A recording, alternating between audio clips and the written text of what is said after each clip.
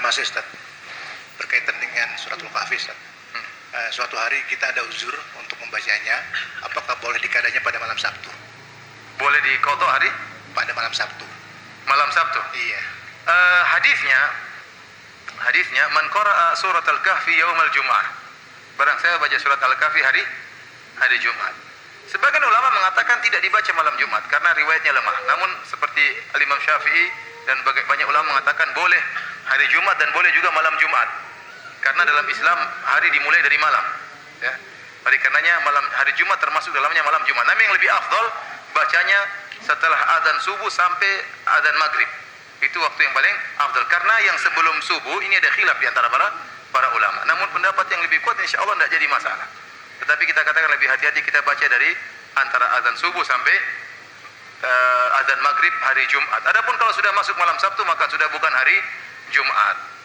Dan kalau kita Allah alam kita mengqadhanya, mudah-mudahan tidak jadi masalah. Bukan berarti kita biasakan kita baca hari Sabtu, namun kita bersandar kepada hadis yang lain kata Nabi sallallahu alaihi wasallam, "Idza maridal abdu aw safar, idza maradal abdu aw safar, kutiba lahu ma kana ya'malu sahihan muqiman."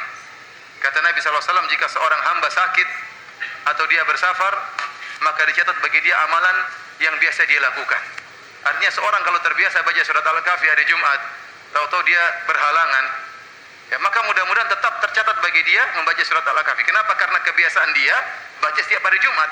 Dan ini syariat memperhatikan masalah ini. Syariat memberi uzur kepada orang yang punya uzur.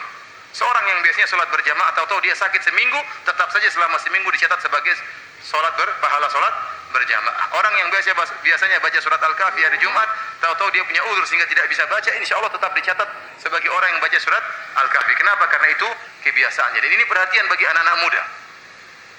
Anak-anak muda, biasakan sementara antum dalam keadaan sehat walafiat, biasakan beramal soleh.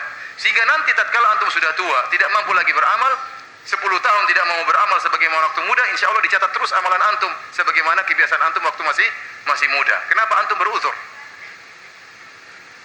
Kenapa? Karena kebiasaan kita tatkala muda beramal soleh, suka baca Quran, sering sholat malam.